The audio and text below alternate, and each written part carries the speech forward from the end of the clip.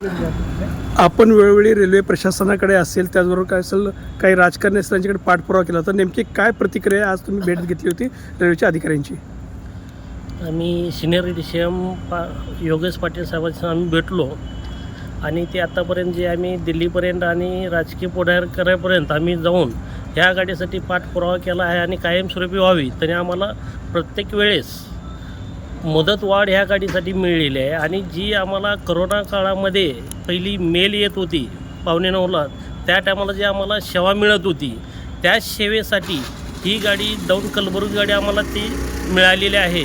आणि सातत्याने आम्ही संघटनेने राजकीय पुढारी जेव्हा गेले त्यांनी आम्हाला त्या पद्धती साथ बी दिलेली आहे आणि ह्या गाडीला कायम करण्यासाठी त्यांनी आमच्यासाठी लेटर बी दिलेले आहेत सर्व पक्षांनी.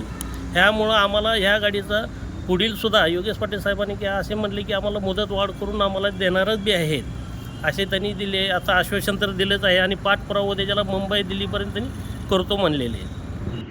लेटेस्ट अपडेट सुपरफास्ट बातम्यांसाठी सबस्क्राईब करा, फॉलो करा MS13 न्यूज, सोलापूरकरांच्या हक्काचं.